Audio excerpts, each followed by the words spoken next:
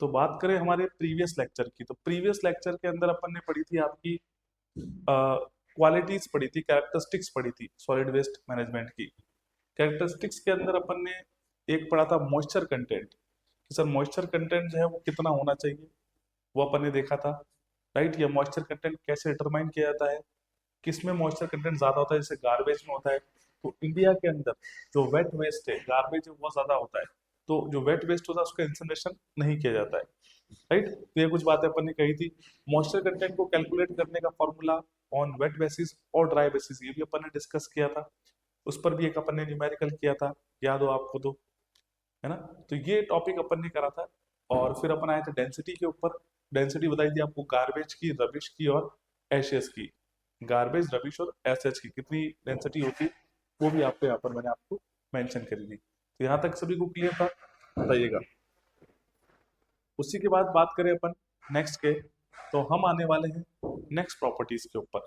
Physical characteristics के ऊपर थे, और नेक्स्ट फिजिकल कैरेक्टरिस्टिक्स है वो है आपकी सीविंग। ठीक है, तो लिखिएगा कि पार्टिकल साइज डिस्ट्रीब्यूशन, है ना, कौन सा है आपका पार्टिकल साइज डिस्ट्रीब्यूशन। उससे पहले एक बात मैं आपको बताऊं, एक टेबल अपन यहाँ पर आपके सामने देखने वाले हैं, जो कि बड़ी इंपॉर्टेंट टेबल होने वाली है, क्योंकि इसमें से कई डाटा आपसे पूछे जाते हैं। इस टेबल से जो है कई सारे डाटा पूछे जाते हैं, वो टेबल अपन ड्रॉ करते हैं और फिर अपन आते हैं नेक्स्ट प्रॉपर्टी पे। तो जितने भी स्टूडेंट्स है टेबल ड्रॉ करिएगा सभी। राइट, ये टेबल किसकी है, मन में आ रहा होगा सभी स्टूडेंट्स के कि सर ये जो टेबल है, ये टेबल है किसकी। आ रहा है सभी के मन में कि सर ये टेबल किसकी है। तो हमने कहा कि सर ये कंपोजिशन है किसकी, म्युनिसिपल सॉलिड वेस्ट की, कि कितना कितना परसेंट कौन कौन होता है कंपोजिशन यूएसए और इंडिया के अकॉर्डिंग। इंडियन सॉलिड वेस्ट और यूएसए, है ना, उन सॉलिड वेस्ट उन दोनों के अकॉर्डिंग हम कह रहे हैं कि सर कितनी कितनी जो है हमारी जो है वैल्यूज है इनकी। तो यहाँ पर ये टेबल अपन बनाएंगे। तो यहाँ पर अपन दो तीन कॉलम बनाएंगे। एक में तो लिखेंगे किसके बेसिस पे आइडेंटिफाई कर रहे हैं, और दूसरा किस कंट्री की अपन बात कर रहे हैं,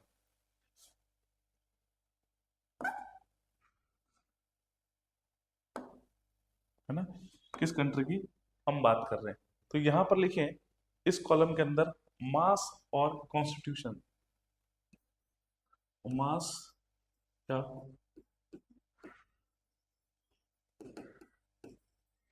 कॉन्स्टिट्यूएंट, है ना, मास या कॉन्स्टिट्यूएंट की बात करते हैं। एवरेज कंपोजिशन यहाँ पर बात करेंगे,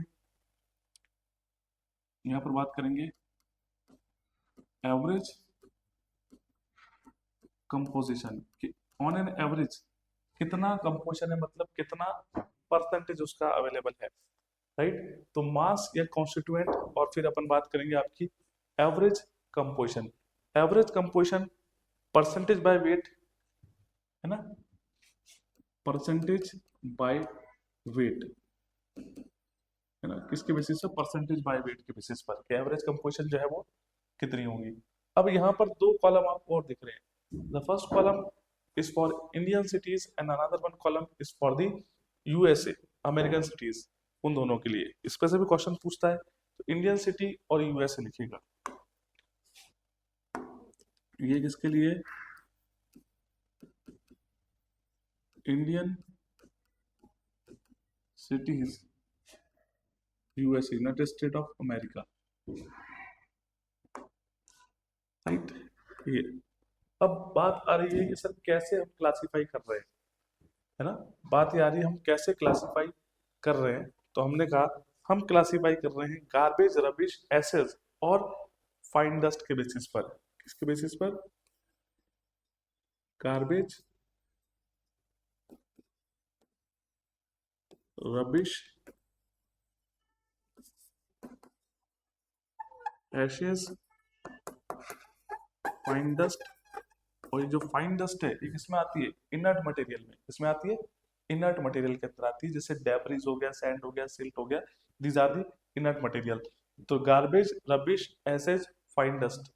फाइन डस्ट के बाद में सिल्ट या सैंड बोल सकते हो, फाइन डस्ट स्लैश सिल्ट बोल दीजिए या सैंड कह दो, ये सब इनर्ट मटेरियल है।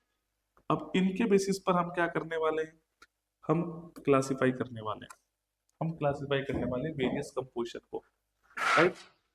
तो गार्बेज की बात करें तो बताइएगा सर गार्बेज कितना होना चाहिए इंडियन सिटीज के अंदर, गार्बेज की वैल्यू कितनी होनी चाहिए कि out of the total waste, उस पूरे वेस्ट में से गार्बेज का अमाउंट कितना होना चाहिए, ये बात हो रही है कि out of the total waste में से गार्बेज का अमाउंट जो है वो कितना होना चाहिए, ये आपको बताना है। तो हमने कहा सर इंडियन सिटी के अंदर गार्बेज ही सबसे ज्यादा होता है। इंडियन सिटीज में ना तो एशेस होती है ना कम या आपके रबिश होते सब कुछ है, पर मैक्सिमम प्रोपोर्शन अगर पूछे आपसे तो वो गार्बेज का ही होता है। तो वो कितना होता है, ये भी रेशो आपसे पूछा गया है कि कितना परसेंटेज आपका होता है गार्बेज इन इंडियन सिटीज, या इंडियन सिटीज में वो कौन सा वेस्ट है जो कि मैक्सिमम प्रोडक्शन होता है, तो आप कहेंगे गार्बेज होता है। कितना होता है सर, 45%। कितना, 45%। कि out of the total waste, जितना भी टोटल वेस्ट है उसमें से गार्बेज का जो पोर्शन है वो कितना है, 45% गार्बेज रहता है। फिर रबिश कितना होगा, रबिश इज 15%।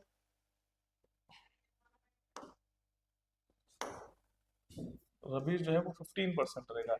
रबिश में क्या आते हैं वो आपको मैं बता चुका हूँ, कंबस्टिबल और नॉन कंबस्टिबल पोर्शन या एक्सेप्ट द गार्बेज, गार्बेज को छोड़ के जितना भी पार्ट है वो सब किसका है, वो रबिश का है। फिर आते हैं एशेस, एशेस के तो हम जानते हैं राख होती है, जो कुकिंग बर्निंग ऑफ फ्यूल जैसे वुड वगैरह को बर्न करते हैं, कोयले को बर्न करते हैं, चारकोल को, तो राख निकलती है, तो उसको एशेस कहते हैं। एशेस कितना परसेंट होती है, तो एशेस जो होती है वो भी आपकी 15% होती है।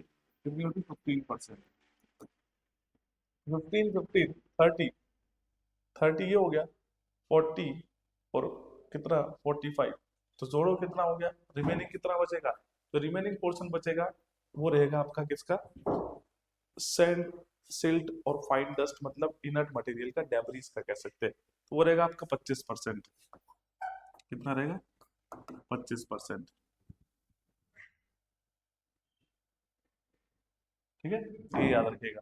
तो कुछ इस तरीके से हमने कहा कि सर जितना भी वेस्ट प्रोडक्शन होता है इंडियन सिटीज के अंदर, उस पूरे वेस्ट प्रोडक्शन के अंदर से किस वेस्ट का, किस पार्ट ऑफ वेस्ट का कितना प्रोपोर्शन या कितना परसेंटेज आपका होता है, तो ऑलमोस्ट 45% जो होता है वो आपका गार्बेज होता है, एशेस 15% होते हैं, रबिश 15% होते हैं, और रिमेनिंग जो होता है वो आपके डेब्रिज होता है, डस्ट होता है, सिल्ट होता है, सैंड होता है। तो ये एक कंपोजिशन याद रखिएगा, जिसमें से क्वेश्चन क्या पूछा गया है, ये पूछा गया है ना, कि हाईएस्ट प्रोपोर्शन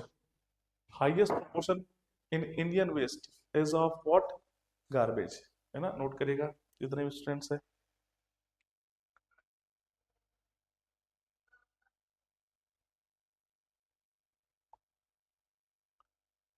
ठीक है, नोट करिएगा एक बार, नोट करके डन करिएगा जितने भी स्टूडेंट्स है। फास्ट, कोई डाउट है तो पूछेगा, किसी को भी कोई डाउट है तो भी पूछेगा, राइट। चलिए तो फिर आए नेक्स्ट के ऊपर।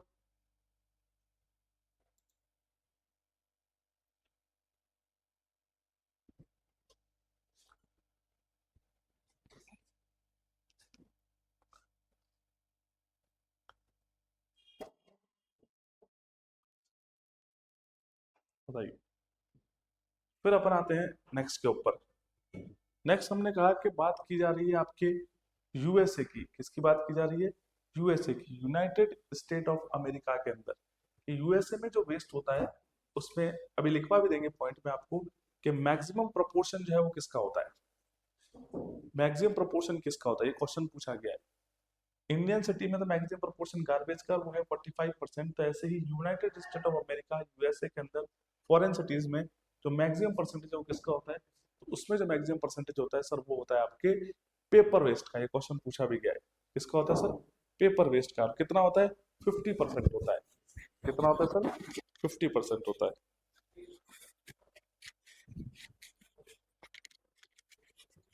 है ना, तो वहां पर कि सर अगर गार्बेज जाता है तो गार्बेज तो कितना होगा, 20%, रबिश कितना होगा, 50%।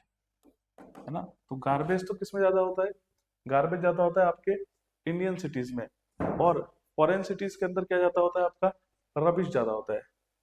रविश, है ना, इसको स्टार मार्क करेगा। रविश में आपके कंबस्टिबल और नॉन कंबस्टिबल दोनों पोर्शन होते हैं, और बेसिकली पेपर वेस्ट ज्यादा होता है।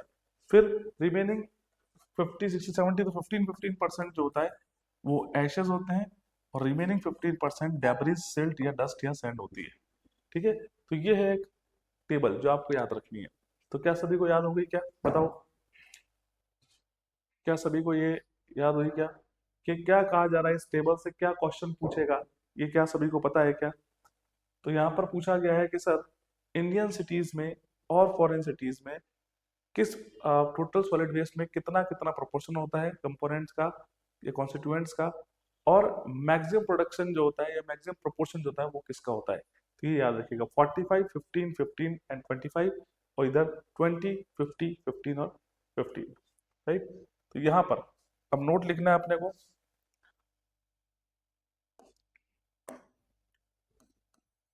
नोट, और नोट में आपने को एक पॉइंट लिखना है जो कि बड़ा ही इंपॉर्टेंट है कि in Indian cities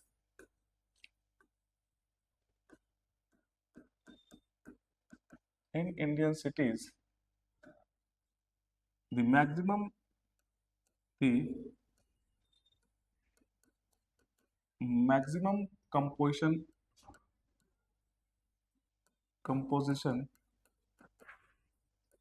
is of garbage। क्या कहा जा रहा है कि in Indian cities the maximum composition is of garbage, कि इंडियन सिटीज के अंदर जो मैक्सिमम कंपोजिशन होगी वो किसकी होगी, गार्बेज की होगी। और whereas in USA the maximum proportion is of the maximum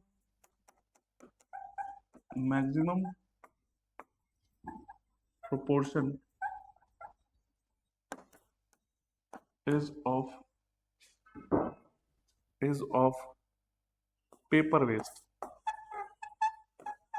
paper waste, है ना। तो ये दोनों बातें याद रखनी है कि इंडियन सिटीज में जो मैक्सिमम प्रोपोर्शन होती है वो किसकी होती है, गार्बेज की होती है। और किसकी बात कर रहे हैं, इंडियन सिटीज की बात कर रहे हैं। और वैसे ही फॉरेन सिटीज की बात करें, फॉरेन कंट्रीज में जो मैक्सिमम प्रोपोर्शन होती है वो किसकी होती है, पेपर वेस्ट की होती है। ये बात क्लियर हुई सभी को, बताइएगा, है ना। ये नोट पे लिखिएगा, और ऊपर प्रोपोर्शन जो है याद रखिएगा कितना कितना परसेंटेज है। राइट, कितना कितना परसेंटेज है वो भी याद रखिएगा सभी स्टूडेंट्स।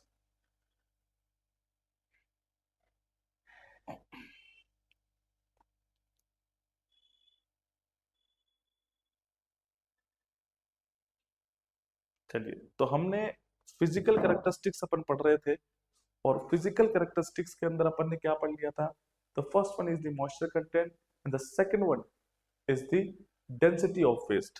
राइट, अब थर्ड पॉइंट की बात आते हैं, और फोर्थ पॉइंट। दो चीजें और होती है, एक है आपका size of municipal solid waste, size third one, and fourth one is the heating value. ये चार प्रॉपर्टीज होती हैं जो कि physical characteristics of municipal solid waste के अंदर आती हैं। तो नेक्स्ट अपन लिख रहे हैं यहाँ पर, थर्ड जो प्रॉपर्टी है वो है आपकी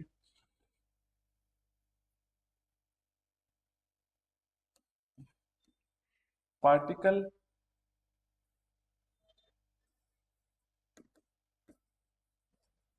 particle size of municipal solid waste. Municipal solid waste की पार्टिकल की साइज की बात करेंगे, साइज ऑफ द पार्टिकल। अब सर पहली बात तो साइज आइडेंटिफाई करनी क्यों है, राइट। फर्स्ट थिंग इज कि साइज जो है वो आइडेंटिफाई करनी क्यों है, और दूसरी बात कि अगर जब साइज आइडेंटिफाई कर रहे हो तो करोगे कैसे, राइट। दो ही थिंग होगी कि एक तो करोगे कैसे और करनी है क्यों हमें। तो हमने कहा सर करोगे कैसे का मीनिंग तो है कि सर व्हाट प्रोसीजर या what apparatus we are using to identify the size of the municipal solid waste. हमने कहा सर सीविंग करते हैं, छानते हैं उसको, सीव्स होती है छलनी जिसको कहते हैं, तो सीविंग करते हैं। तो तो सीव एनालिसिस से या सीविंग से अपन क्या करते हैं, पार्टिकल साइज का आइडेंटिफिकेशन करते हैं। दूसरी बात आ रही है कि सर करते क्यों है, तो हमने कहा कि सर कौन सा ट्रीटमेंट अपनाना है या कौन सा जो है श्रीडर या सेपरेटर अपन को यूज करना है, वो बताएगा कौन, उस म्युनिसिपल सॉलिड वेस्ट के पार्टिकल की साइज ही आइडेंटिफाई करती है। तो इन दो चीजों को आइडेंटिफाई करने के लिए अपन क्या करते हैं, इन दो चीजों को आइडेंटिफाई करने के लिए अपन क्या करते हैं, साइज जो है उसका आइडेंटिफिकेशन करते हैं। तो यहाँ पर लिखेंगे पार्टिकल साइज के अंदर, पार्टिकल साइज के लिखेगा कि particle size distribution of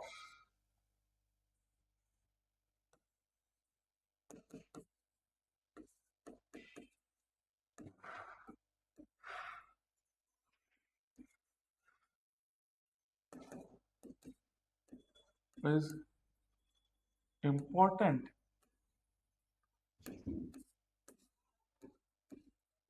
factor in case of municipal solid waste. कि पार्टिकल साइज का एनालिसिस या पार्टिकल साइज का डिस्ट्रीब्यूशन जो है वो जो है एक इंपॉर्टेंट फैक्टर है म्युनिसिपल सॉलिड वेस्ट के केस के अंदर। ठीक है, important factor in municipal solid waste management के अंदर। फिर because it signifies in the design of, reason क्या है इसका, कि because it signifies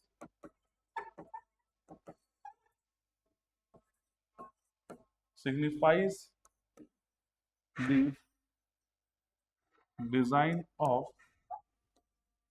mechanical separator.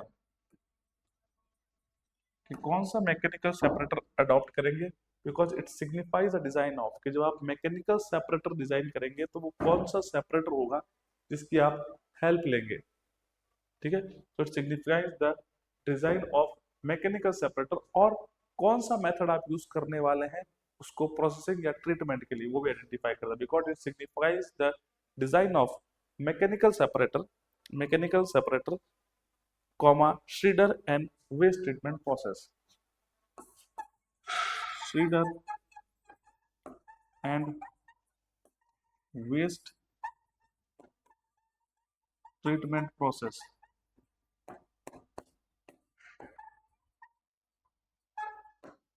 है ना, separator, shredder and waste treatment process.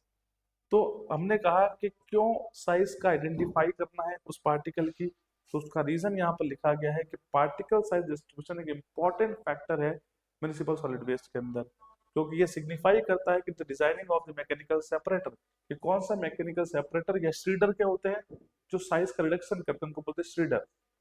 है ना, श्रीडर क्या करते हैं, those devices which reduces the size of the municipal solid waste. तो श्रीडर और कौन सा वेस्ट ट्रीटमेंट प्रोसेस आप अडॉप्ट करने वाले हो वो भी किस पर डिपेंड करता है, कहीं ना कहीं आपके साइज पर भी डिपेंड करता है, न केवल साइज पर साइज पर भी डिपेंड करता है। ठीक है, तो इसको याद होगा। अब करें कैसे, कि it is carried out by using sieving, it is carried out by using sieving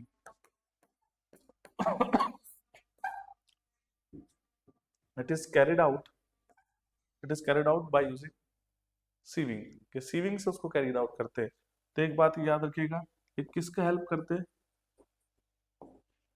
किसके हेल्प से करते हैं, sieving की हेल्प से करते हैं। ये क्यों ये इंपॉर्टेंट है, क्योंकि ये डिजाइनिंग ऑफ मैकेनिकल सेपरेटर के डिजाइन के लिए, दूसरा श्रेडर के लिए, और तीसरा वेस्ट ट्रीटमेंट प्रोसेस के लिए, वेस्ट ट्रीटमेंट प्रोसेस के लिए इंपॉर्टेंट है। तो यहाँ तक सभी का क्लियर हुआ, बताइएगा। यहाँ तक सभी का क्लियर हुआ कि क्यों particle size of municipal solid waste कितना इंपॉर्टेंट फैक्टर है, क्यों ये फिजिकल फैक्टर, क्योंकि साइज का मतलब है कितना बड़ा पार्टिकल है वेस्ट, कितना साइज में बड़ा है, तो देख के पता कर सकते हैं। फिजिकल का मीनिंग क्या हुआ, मैंने आपको पहले ही बताया था प्रीवियस क्लास के अंदर कि फिजिकल का मीनिंग होता है कि सर वो जो वेस्ट है उसे हम छू के, फील करके या हमारे सेंसेस से बता सके कि क्या वो चीज पॉसिबल है या नहीं है, उसका आइडेंटिफिकेशन कर सके। तो हमने कहा कि सर साइज देख के बता सकते हैं कि पार्टिकल छोटे या बड़े। अब कितने के है उसके लिए तो सीविंग करनी पड़ेगी, तो टेस्ट तो होगा ही होगा, पर देख के जरूर बता सकते हो। जैसे अगर वेस्ट वाटर की बात करें या रॉ वाटर की बात करें, उसमें आपको अच्छे से समझ में आ जाएगा फिजिकल और केमिकल। फिजिकल क्या होता है कि हमने देखा है पानी गंदा है सर, टर्बिडिटी है इसमें, कलर है सर, स्मेल किया सर इसमें ऑर्डर आ रही है, पी के देखा टेस्ट सर इसका खराब है, सॉल्टी टेस्ट है, बिटर टेस्ट है, राइट। तो फिजिकल बातें हुई। पर क्या आप पी के या देख के बता सकते हो कि इसका पीएच कितना है? नहीं। क्या उसको पी के देख के या छू के बता सकते हो कि सर उसमें हार्डनेस कितनी होगी? नहीं। क्या उसमें एल्कलिनिटी कितनी है? सर नहीं बता सकते। कौन कौन सी गैसेस प्रेजेंट है? सर बिल्कुल नहीं बता सकते। कौन कौन से मेटल प्रेजेंट है? सर नहीं बता सकते। तो नहीं बता सकते इसका मीनिंग क्या है? वो केमिकल पैरामीटर्स हुए जिसको बता पा रहे हो, किसको देख के, फील करके, पी के, स्मेल करके, अपने सेंसेस के थ्रू, तो फिजिकल पैरामीटर होते हैं, राइट। इस बात की बात समझ में आ गई आपको? तो ये तीसरा पॉइंट था आपका, तीसरा फिजिकल कैरेक्टरिस्टिक था। अब फोर्थ वन पे आते हैं, जो कि लास्ट वन है, और ये इंपॉर्टेंट है, इस पे क्वेश्चन पूछा भी गया है। Heating value.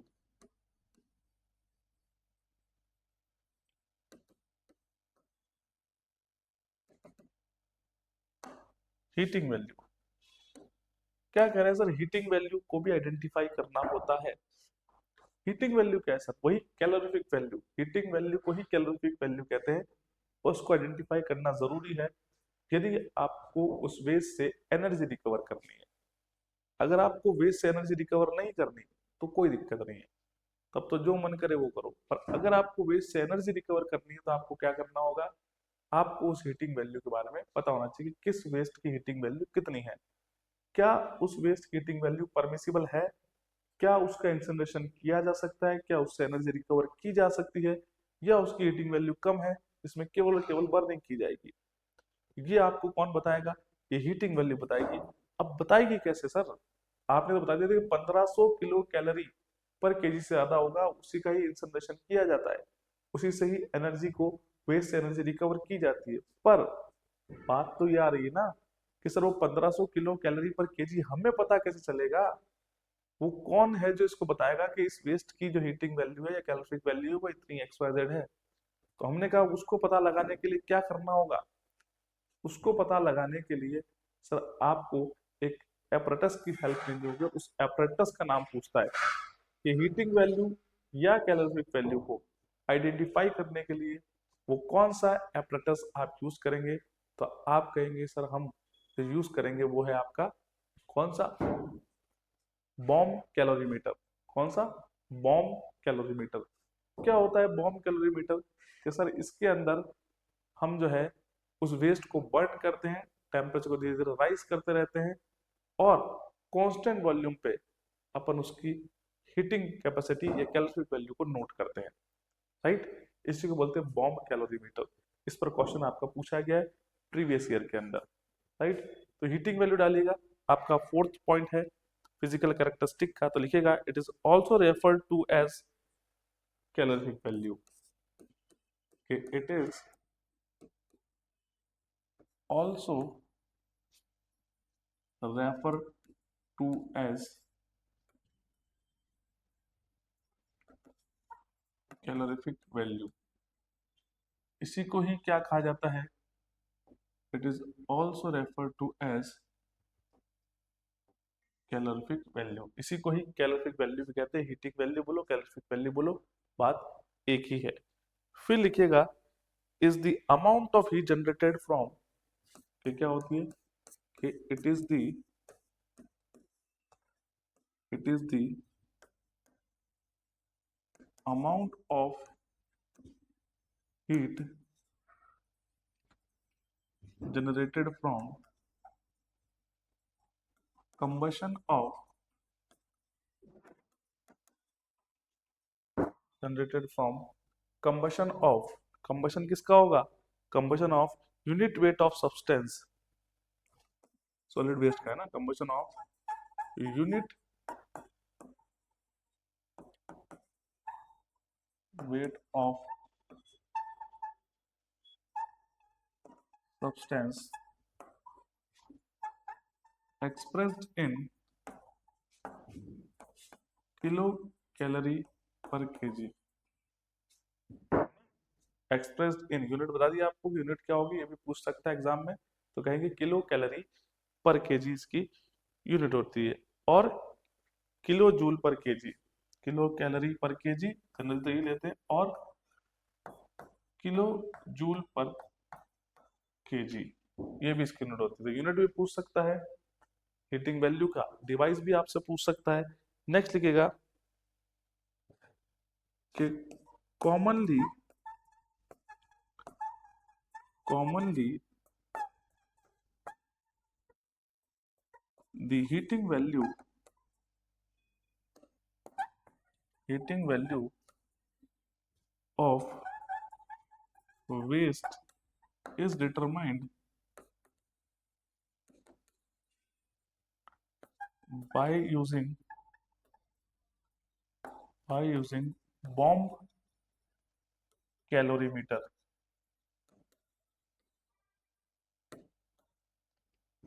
Right, by using bomb calorimeter. तो यहाँ पर देखिएगा एक बार कि क्या कहा जा रहा है। यहाँ पे कहा जा रहा है कि सर हीटिंग वैल्यू क्या है, कि it is also refer to as calorific value. Heating value को ही हम कैलोरिफिक वैल्यू भी कहते हैं। तो हीटिंग वैल्यू बोलो कैलोरिफिक वैल्यू बोलो एक ही है।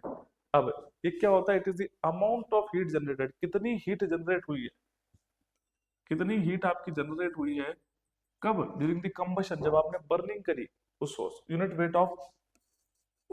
वेट ऑफ सब्सटेंस की या वेस्ट की। और ये एक्सप्रेस की जाती है किस यूनिट में, किलो कैलोरी पर केजी या किलो जूल पर केजी के अंदर। ठीक है, कि उस यूनिट वेट ऑफ सब्सटेंस को जब आपने कंबशन किया, बर्निंग करी, तो कितनी हीट जनरेट हुई, यही कैलोरिफिक वैल्यू कहलाती है। यूनिट्स पूछ सकता है आपसे कि कैलोरिफिक वैल्यू जो है वो किस यूनिट में मेजर की जाती है, तो किलो कैलोरी पर केजी और किलो जूल पर केजी के अंदर होती है। फिर कि कॉमनली जो हीटिंग वैल्यू है उस वेस्ट की, वो डिटरमाइन की जाती है किसके द्वारा, by using the bomb calorimeter. ये क्वेश्चन पूछा गया है, ये आपका क्वेश्चन पूछा गया है कि हीटिंग वैल्यू या कैलोरीफिक वैल्यू जो है वो किसके थ्रू आइडेंटिफाई की जाती है, तो कहेंगे सर बॉम्ब कैलोरीमीटर के थ्रू। राइट, किसके थ्रू, बॉम्ब कैलोरीमीटर के थ्रू। यहाँ तक बात क्लियर हुई सभी की, बताइएगा। जितने भी स्टूडेंट्स हैं नोट करिए, कोई डाउट है तो पूछिएगा। जितने भी स्टूडेंट्स हैं नोट करिए, और कोई डाउट है तो बिल्कुल आप पूछिएगा। राइट,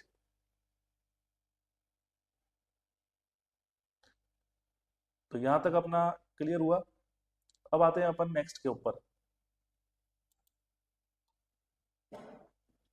अभी हीटिंग वैल्यू वाला खत्म, अब आते हैं अपन नेक्स्ट के ऊपर। नेक्स्ट का मीनिंग है कि यहाँ तक जितने भी फिजिकल कैरेक्टरिस्टिक्स थे उस वेस्ट के, वो सारे अपन आइडेंटिफाई कर चुके हैं। अब हम आएंगे आपके केमिकल कैरेक्टरिस्टिक्स पे, जो कि बहुत ही ज्यादा इंपॉर्टेंट है। हर एक एग्जामिनेशन के अंदर वहां से क्वेश्चन पूछे गए, हर एक एग्जामिनेशन में वहां से क्वेश्चन पूछे गए। राइट, सभी स्टूडेंट्स रेडी है, क्या सभी स्टूडेंट्स रेडी है? इसी में एक नोट में एक पॉइंट और लिख लेना, नोट में, कि ये कैसे वर्क करता है। कि इसमें क्या होता है कि सर टेम्परेचर राइज करेगा with constant volume, volume constant रहता है, टेम्परेचर राइजेस करता रहेगा, temperature rises along with constant volume. इसमें क्या होता है, टेम्परेचर इज राइजेस या इंक्रीजेस विद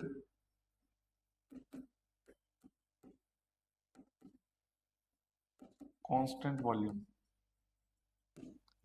टेम्परेचर राइज करेगा with constant volume, volume constant रहेगा, टेम्परेचर राइज करता रहेगा।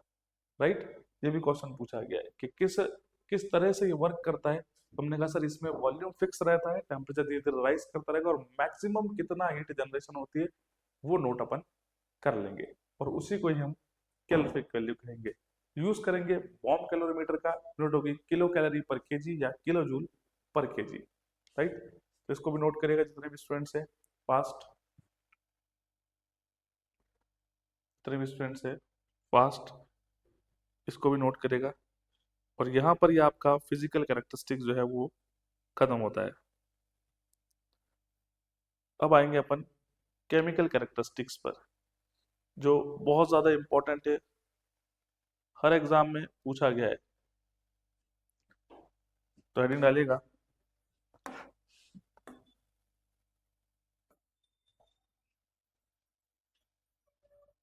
केमिकल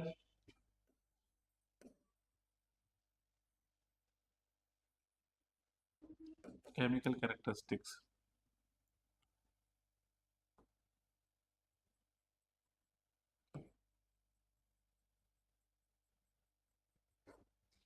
पहली बात तो सर, इस केमिकल कैरेक्टरिस्टिक का काम क्या है?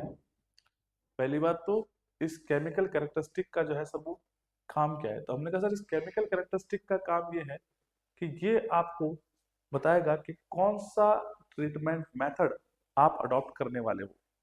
ये क्या बताएगा कि कौन सा ट्रीटमेंट मेथड जो है वो आप अडॉप्ट करने वाले हो उस वेस्ट को प्रोसेस करने के लिए, राइट। तो आइडेंटिफिकेशन करता है ट्रीटमेंट मेथड की, इसीलिए अपन केमिकल कैरेक्टरिस्टिक्स या केमिकल पैरामीटर्स का पढ़ना जो है वेस्ट में बहुत जरूरी है, राइट। तो यहाँ पर लिखिएगा कि it is help in the selection of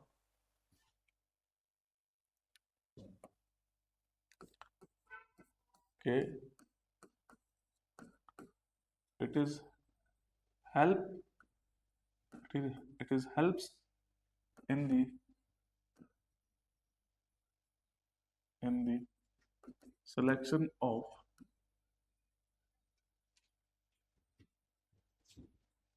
appropriate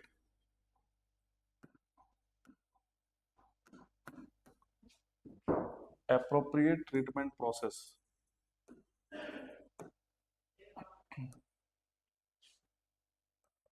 It is helps in the selection of appropriate treatment process.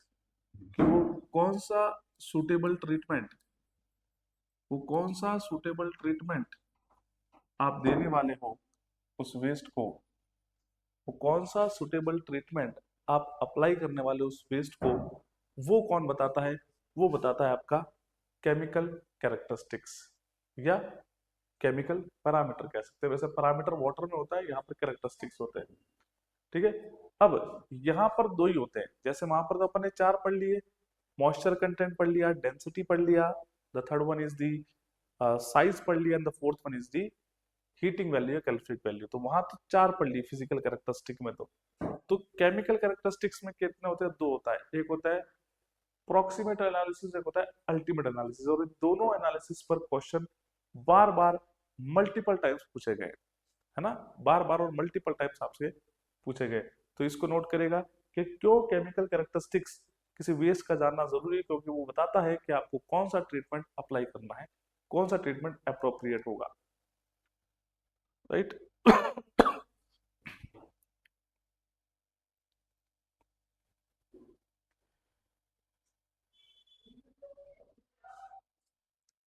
तो next point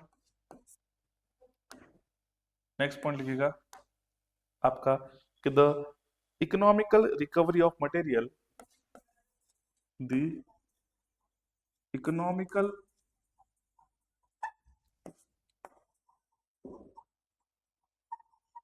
recovery of material and economical recovery of material and अपन कहते हैं energy often depends on the and energy often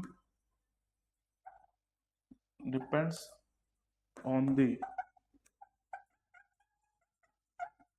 chemical characteristics of municipal solid waste. दूसरा, एक तो appropriate treatment के लिए होता है, और दूसरा यहाँ पे क्या क्या है कि ये इकोनॉमिकल रिकवरी ऑफ मटेरियल, के कैसे किसी मटेरियल को इकोनॉमिकली मतलब with in a budget upon recover करेंगे, और वो इकोनॉमिकल मेथड एनर्जी रिकवरी का वो कौन सा अडॉप्ट करोगे ये बताता है। तो उसके लिए आपको क्या नाम केमिकल एनालिसिस या केमिकल कैरेक्टरिस्टिक्स का जानना बहुत जरूरी है म्युनिसिपल सॉलिड वेस्ट की, राइट। तो यहाँ पर एक वर्ड उन्होंने ऐड ऑन किया है, वो है इकोनॉमिकल, कि इकोनॉमिकल है ना, बजट फ्रेंडली, और इकोनॉमिकल रिकवरी ऑफ मटेरियल, कि इकोनॉमिकल मटेरियल को कैसे रिकवर किया जाए, और साथ ही साथ एनर्जी को, तो वो कौन बताता है या कौन डिसाइड करता है, वो उस म्युनिसिपल सॉलिड वेस्ट के केमिकल कैरेक्टरिस्टिक्स जो है डिसाइड करते हैं। तो उसे केमिकल कैरेक्टरिस्टिक जो है वो डिसाइड करते हैं। यहाँ तक बात क्लियर हुई सभी की? बताइएगा जितने भी स्टूडेंट्स हैं, फास्ट नोट करिए इसको, फिर डन करिएगा। नोट करिए फिर डन करिएगा।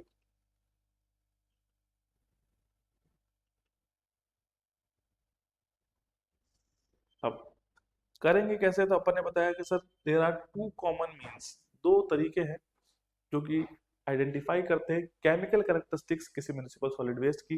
वो है proximate analysis, by doing the proximate analysis, और by doing the ultimate analysis. ठीक है, तो नेक्स्ट अपन वही लिखने वाले हैं आपका, नेक्स्ट अपन वही लिखने वाले हैं। तो लिखिएगा इसके अंदर क्या चीज, two common means of defining,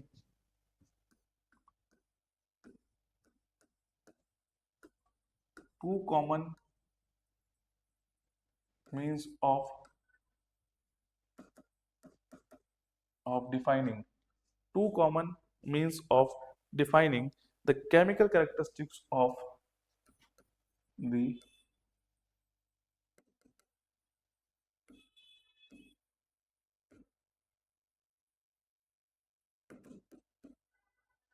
chemical characteristics of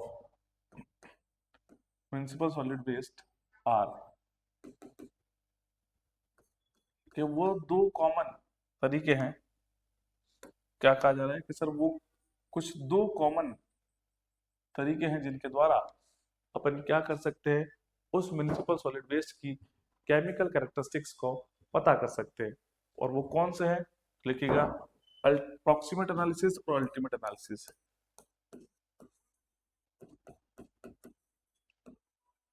proximate analysis के द्वारा और बाय डूइंग अल्टीमेट एनालिसिस,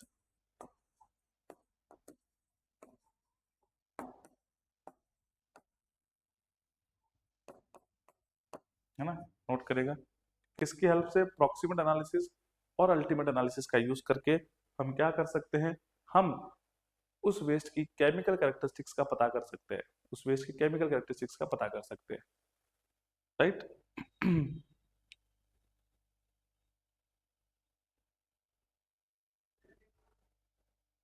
हाँ, सबसे पहला क्वेश्चन क्या आता है वो बताता हूँ।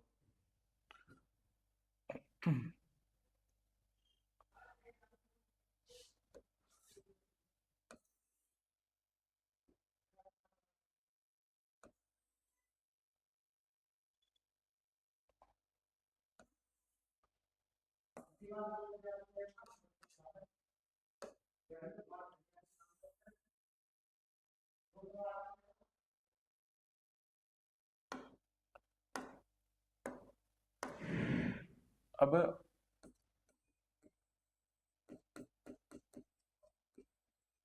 Proximate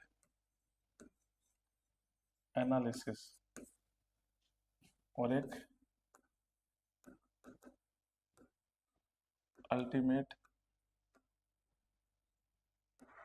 analysis. प्रॉक्सिमेट एनालिसिस में किस चीज का आइडेंटिफिकेशन करते हैं, कि दो मेथड बता रहे हो ना आप, कि सर दो मेथड होते हैं, इन दो मेथड के द्वारा, इन दो मेथड के द्वारा हम क्या कर सकते हैं, इन दो मेथड के द्वारा हम केमिकल कैरेक्टरिस्टिक्स का पता कर सकते हैं। तो प्रॉक्सिमेट एनालिसिस जो है वो किस तरह की केमिकल कैरेक्टरिस्टिक्स का पता करता है, और अल्टीमेट एनालिसिस किस तरह की केमिकल कैरेक्टरिस्टिक्स का पता करता है। तो वही हमारे को पढ़ना है, यही बहुत ज्यादा इंपॉर्टेंट है। तो हमने कहा कि सर ये जो प्रॉक्सिमेट एनालिसिस है, ये वॉलेटाइल कंपाउंड, ये कार्बन, फिक्स्ड कार्बन, है ना, एशेस, इस तरह की बातों को आइडेंटिफाई करता है। ये किस तरह के केमिकल कैरेक्टरिस्टिक्स का आइडेंटिफिकेशन करता है? तो हमने कहा कि आइडेंटिफिकेशन करता है मॉइस्चर कंटेंट, वोलेटाइल मैटर, लिखो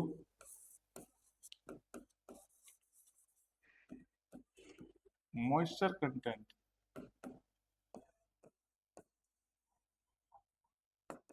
वोलेटाइल मैटर,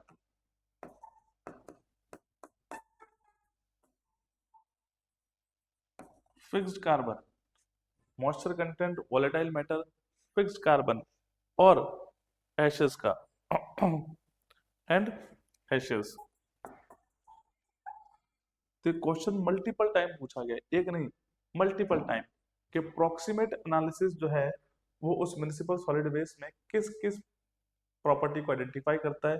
तो मॉइस्चर कंटेंट को आइडेंटिफाई करता है, वोलेटाइल मैटर को आइडेंटिफाई करता है, वो फिक्स कार्बन कंटेंट का पता करता है, वो एशेस का पता करता है, राइट? तो ये नोट करिएगा, ये बड़ा ही इंपॉर्टेंट सा क्वेश्चन है जो कि पीवाईक्यू में पूछा गया बार बार, कि प्रोक्सीमेट एनालिसिस किन किन चीजों का आइडेंटिफिकेशन करता है? प्रोक्सीमेट एनालिसिस किन किन चीजों का जो है वो आइडेंटिफिकेशन करता है, राइट? तो जैसे अपन ने कहा कि सर प्रोक्सीमेट एनालिसिस इन किन्हीं चार बातों का आइडेंटिफिकेशन करता है, तो वैसे ही अल्टीमेट एनालिसिस जो है वो किन किन चीजों का आइडेंटिफिकेशन करता है? तो वो करता है CHONS, सी, इधर लिखता हूं, CHONS, CHONS का क्या है? CHONS, C for carbon, H for hydrogen, O for oxygen, N for nitrogen, S for sulphur. In elements का पता करता है, राइट? इन एलिमेंट्स का जो है वो पता करता है, ये आपको ध्यान रखना है। हो गई बात क्लियर कि CHONS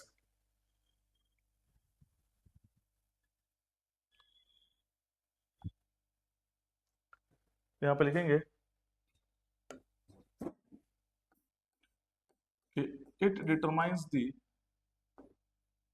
it determines the chemical element, chemical elements, ये केमिकल एलिमेंट्स का पता करता है। कौन? ये क्वेश्चन पूछा गया है, कौन? तो हम कहेंगे सर अल्टीमेट एनालिसिस। ये क्या करता है? ये केमिकल एलिमेंट्स का एनालिसिस करता है, अल्टीमेट एनालिसिस, राइट? तो लिखिएगा यहाँ पर CHONS। ये मल्टीपल टाइम्स पूछा गया है कि वो कौन से पैरामीटर हैं या वो कौन से एलिमेंट्स है जो अल्टीमेट एनालिसिस के द्वारा आइडेंटिफाई किए जाते हैं। तो इन केमिकल एलिमेंट्स का एनालिसिस करता है।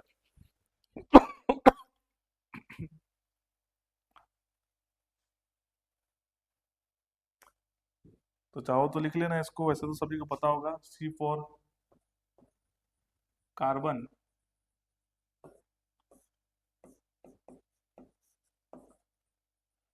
हाइड्रोजन, ऑक्सीजन, नाइट्रोजन, सल्फर, है ना? ये नोट करेगा। मोस्ट इंपॉर्टेंट दोनों ही, ऐसा नहीं यही, ये भी मोस्ट इंपॉर्टेंट है। ये भी कई सारे एग्जामिनेशन में पूछा गया कि इनमें से कौन से केमिकल एलिमेंट्स है जो कि अल्टीमेट एनालिसिस के द्वारा आइडेंटिफाई किए जाते हैं। तो आप कहेंगे CHONS, carbon, hydrogen, oxygen, nitrogen, sulphur, है ना? नोट करिए। क्वेश्चन कराता हूँ फिर मैं आपको इसके ऊपर कि किस तरह का क्वेश्चन पूछा गया है।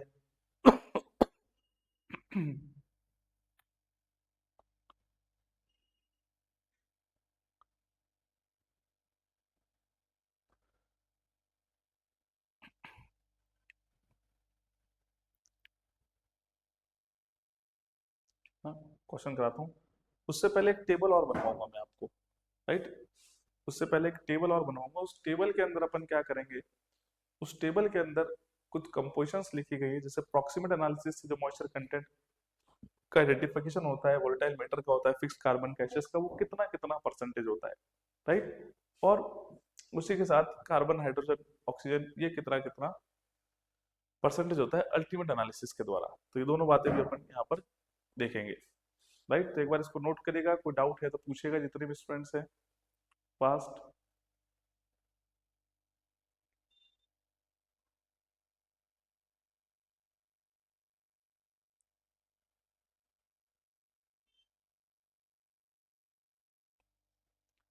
जितने भी स्टूडेंट्स है फास्ट नोट करेगा, कोई डाउट है तो पूछिएगा।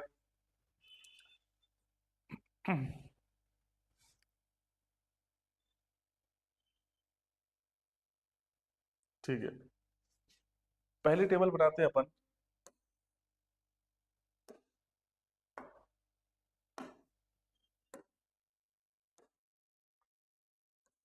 प्रॉक्सिमेट एनालिसिस की।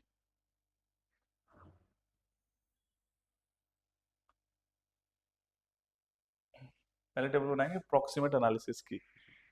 राइट, तो इस प्रॉक्सिमेट एनालिसिस के अंदर पैरामीटर और परसेंटेज बाय वेट।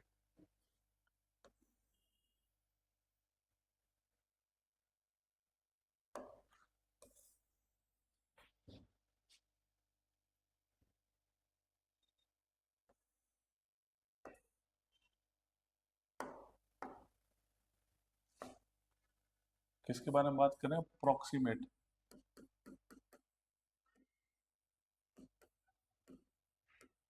एनालिसिस की टेबल है। प्रॉक्सिमेट एनालिसिस टेबल है। एक पैरामीटर और एक percentage by weight. Weight corresponding कितना परसेंटेज उन पैरामीटर का। पैरामीटर कौन से? वही जो अपन को बताए थे, मॉइस्चर कंटेंट हो गया, मॉइस्चर कंटेंट हो गया, वोलेटाइल मैटर हो गया,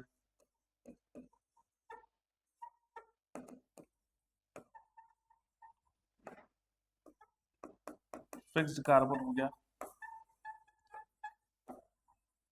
और एचएस की जगह बोलेगा non combustible.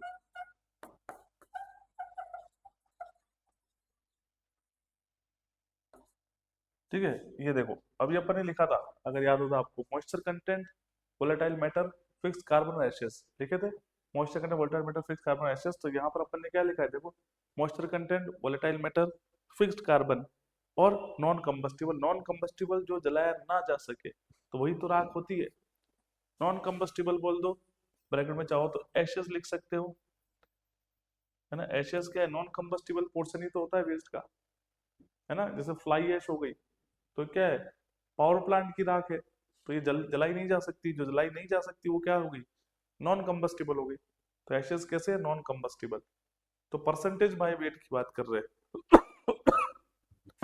Percentage by wait की बात करें तो मॉइस्चर कंटेंट कितना परसेंट होगा कि टोटल एनालिसिस के अंदर, प्रॉक्सिमेट एनालिसिस के द्वारा मॉइस्चर कंटेंट का परसेंटेज कितना होगा? तो वो होगा आपका 50, 15 से 40, 15 to 40% होगा। ये रेंज है भाई, है ना। 15 to 40% क्या होगा उस वेस्ट के अंदर? मॉइस्चर कंटेंट होगा। वोलेटाइल मैटर की बात करें तो वोलेटाइल मैटर जो है वो कितना होगा? 40 से 60% होगा। It is in the range of 40 to 60% volatile matter. बात करें हमारे फिक्स्ड कार्बन की, तो फिक्स्ड कार्बन कितना होगा? तो फिक्स्ड कार्बन होगा आपका 5 से 12%, 5 to 12% होगा आपका फिक्स्ड कार्बन। फिर बात करें नॉन कंबस्टिबल या एशेस की, तो वो कितने होंगे? 15 से 30% होंगे।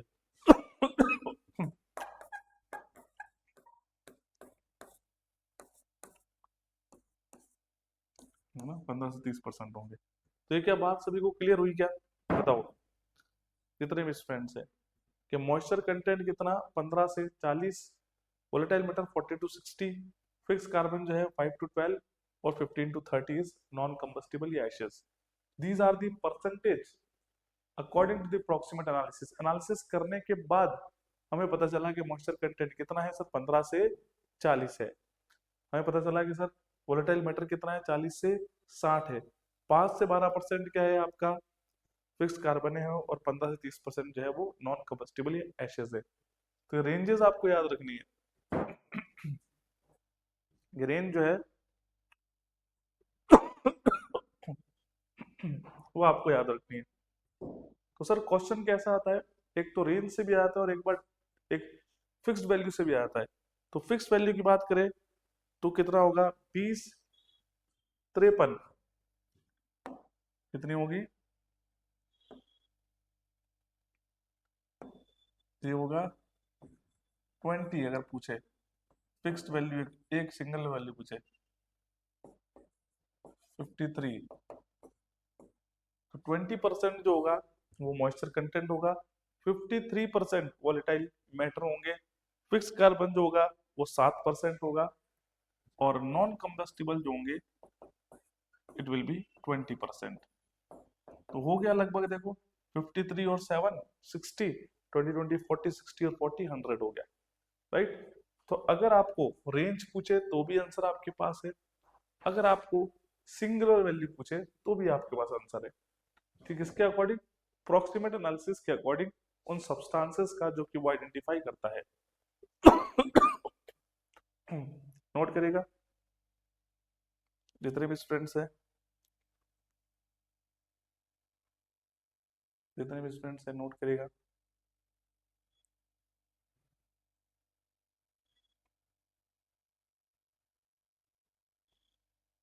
राइट,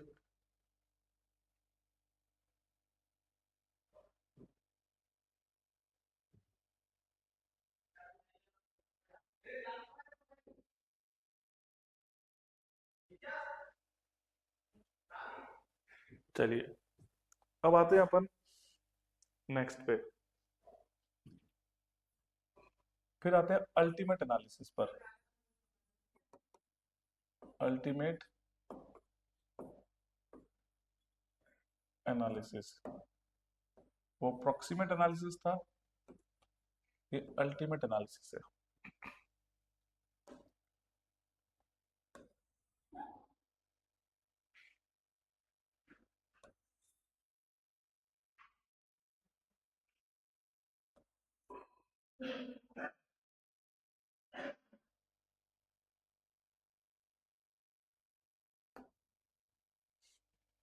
प्रोक्सीमेट है और ये अल्टीमेट एनालिसिस है। अब बात ये आ रही है कि सर इस अल्टीमेट एनालिसिस में क्या क्या आता है, वही CHONS, ठीक है, वो जो केमिकल एलिमेंट्स है वही इसके अंदर आते हैं। तो यहाँ पर नोट करिएगा वही पैरामीटर और परसेंटेज बाय वेट, पैरामीटर और परसेंटेज बाय वेट। पैरामीटर की बात करें तो वो कौन कौन से पैरामीटर है, पैरामीटर की बात करें तो कौन कौन से पैरामीटर, मॉइस्चर कंटेंट, वेट करिएगा,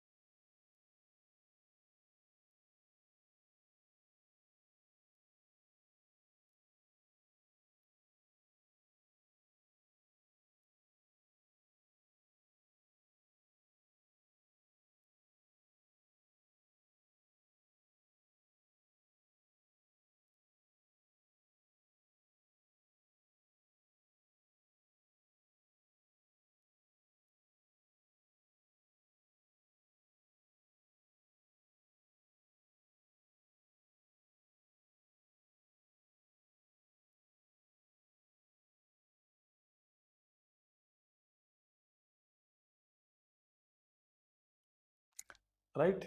तो हम थे हमारे किसके ऊपर, हम थे हमारे अल्टीमेट एनालिसिस के ऊपर। अल्टीमेट एनालिसिस के अंदर क्या क्या चीजें आती है, तो वही मैंने आपको बताया CHONS, है ना। वॉइस सभी को क्लियर है क्या? एक बार चेक करिएगा जितने भी स्टूडेंट्स हैं, वॉइस क्लियर है सभी को? Very good.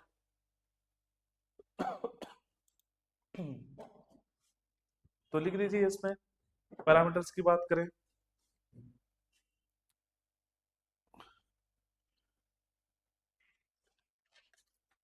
इसमें पैरामीटर्स की बात करें तो लिखिएगा carbon, carbon, hydrogen, oxygen, carbon, hydrogen, oxygen, nitrogen, sulphur और टोटल नॉन कंबस्टिबल, नाइट्रोजन,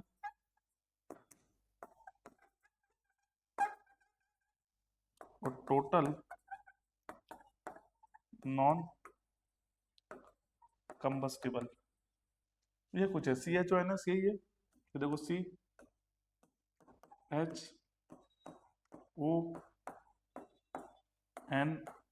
यही है, CHONS जो कौन आइडेंटिफाई करता है?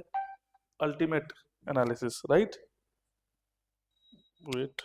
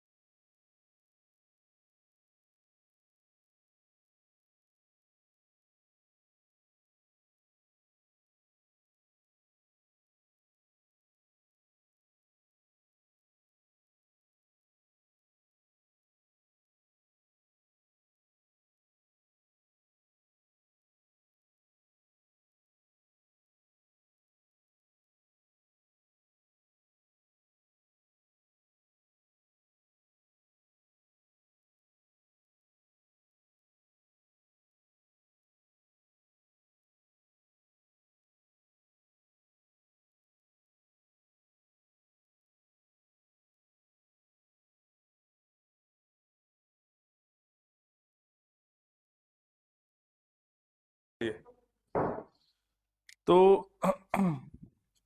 फटाक से एक बार, ये लास्ट सेशन है आपका, मतलब एक टॉपिक जो है, उसके बाद अपन नेक्स्ट क्लास में अपन पढ़ेंगे।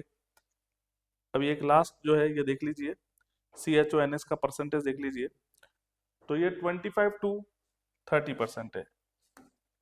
कितना होता है ये 25 से 30% है, राइट। वॉइस सभी को क्लियर है? एक बार चेक कर लीजिएगा सभी स्टूडेंट्स। शायद इशू आ रहा है वॉइस का, नहीं? ओके ओके, ठीक है बात। तो 25 to 30% जो है वो आपका कार्बन है। नेक्स्ट बात करें आपका 2.5 से 6% जो है, 2.5 से 6% जो है वो है आपका हाइड्रोजन। कितना? 2.5 से 6% जो है वो क्या है आपका? हाइड्रोजन कंटेंट है। नेक्स्ट अगर बात करें ऑक्सीजन की, तो 15 to 30 है। कितना है? 15 से 30% जो है वो क्या है आपका? ऑक्सीजन कंटेंट होता है। नेक्स्ट अगर अपन बात करें जो है 0.25 से 1.2 है नाइट्रोजन, 0.25 से 1.2% जो है वो है आपका नाइट्रोजन। सल्फर की बात करें तो सल्फर जो है वो कितना है? 0.02 से 0.12, 0.02 से 0.12 जो है वो आपका सल्फर है। और जो रिमेनिंग रह जाएगा वो 12 to 30%, वो कितना है आपका? नॉन कंबस्टिबल है, 12 to 30%। तो ये टेबल जो है ये भी आपको याद रखनी है। ये कुछ डेटाज है, वो अगर आपसे पूछ ले जाए तो वैसे तो अभी तक क्वेश्चन ये पूछा गया है कि सर अल्टीमेट एनालिसिस किस किस का आइडेंटिफिकेशन करता है, तो केमिकल एलिमेंट, और वो केमिकल एलिमेंट कौन से? CHONS। अगर पूछ ले कार्बन कितना, तो 25 से 30% है, हाइड्रोजन जो है वो आपका 2.5 से 6% है, ऑक्सीजन पूछे तो 15 से 30% है, और उसी के साथ में 12 से 30% वो टोटल कंबस्टिबल एसेस है। नाइट्रोजन की बात करें तो 0.25 से 1.2% है। सल्फर सबसे कम होगा, 0.02 से 0.12% है। राइट। तो ये था आपका आज का सेशन। अब इस पर पूछे गए क्वेश्चन केमिकल कैरेक्टरिस्टिक्स और फिजिकल कैरेक्टरिस्टिक्स पर, ये क्वेश्चन अपन करेंगे नेक्स्ट सेशन के अंदर। और फिर अपन आ जाएंगे कलेक्शन के ऊपर, कि कलेक्शन के रूट कैसे डिसाइड करते हैं, कलेक्शन का तरीके कौन कौन से होते हैं, इस पर क्वेश्चन पूछे गए हैं, है ना। ये सारी बातें अपन व्हीकल्स की बात करेंगे, राइट। तो ये अपन पढ़ेंगे नेक्स्ट टॉपिक में।